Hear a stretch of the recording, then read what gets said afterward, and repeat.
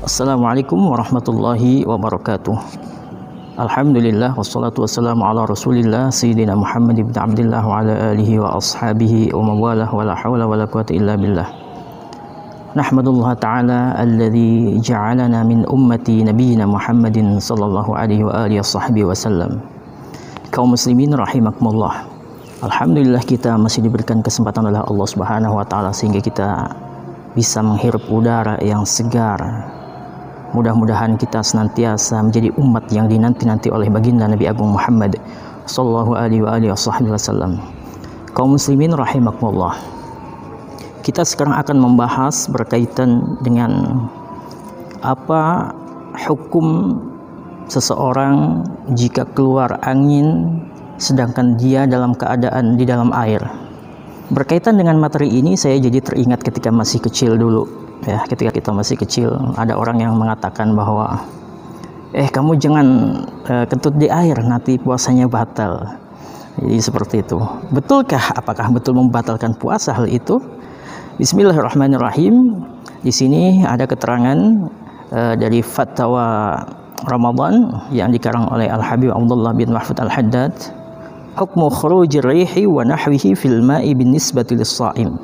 Jadi bagaimana hukumnya keluar angin ya atau yang semisalnya filma di dalam air binis balis saim ya, berkaitan dengan orang yang puasa, apakah membatalkan puasa atau tidak. Di sini dijelaskan ma hukmul fusa wa dhurat ya, filma di dalam air. Bagaimana kita kentut di dalam air lis saim bagi orang yang berpuasa. Innal aula lahu tajannubuhu. Yang lebih utama bagi seseorang untuk menjauhkan, maknanya menjauhkan untuk membuang angin di dalam air. Kenapa? Li'anna ba'dal fuqaha'i lahum bahthun fi annal ma' yatasharrab ilal batin wa in kana hadza ba'id. Kenapa di sini dikatakan ya Al-Habib Abdullah masyaallah menjelaskan? Karena di sana ada sebagian ulama yang membahas bahwa mengeluarkan angin di dalam air itu ada resapan-resapan, maknanya air itu bisa masuk ke dalam. Walaupun di sini dikatakan oleh Habib Abdullah, walaupun ini adalah hal yang sangat jauh, sesuatu yang jauh dari kenyataan. Walakinnahu al-ihtiyat. Akan tetapi yang lebih utama adalah al-ihtiyat, berhati-hati dalam sesuatu ya, berhati-hati lebih bagus. Hal ini juga sebagaimana orang yang suka menyelam di dalam air ya, di laut, ada permasalahan yang hampir sama di sana. Bagaimana hukum orang yang membuang angin ketika dia sedang keadaan menyelam ya fil bahar, di laut ya.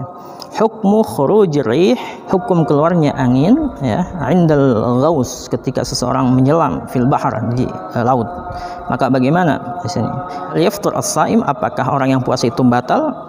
Indama yanzil minhu ar-rih, ketika angin keluar daripadanya ya. Terkadang orang namanya mata pencaharian, terkadang orang yang hidupnya di laut, apakah kita tetap untuk mencegahnya?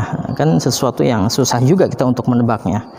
Maka bagaimana? Innas shaim yanbaghi lahu ay yatajannab ya, orang yang puasa hendaknya untuk menjauhi ya dari hal itu semua. Orang yang berpuasa hendaknya menjauhi dari hal itu semua. Li'annal manafid, karena sesungguhnya lubang-lubang yang ada dalam anggota tubuh kita qad yasil, terkadang sampai ataupun masuk minha, darinya, dari lubang-lubang yang ada dalam anggota tubuh kita, baik itu mulut ataupun hidung ataupun telinga ataupun jalan depan ataupun jalan belakang ya. Wal iftar la yuqarrar bidzan, batal di sana tidak ditetapkan hanya dengan adanya prasangka, tapi harus dengan adanya keyakinan ya. Maknanya bagaimana?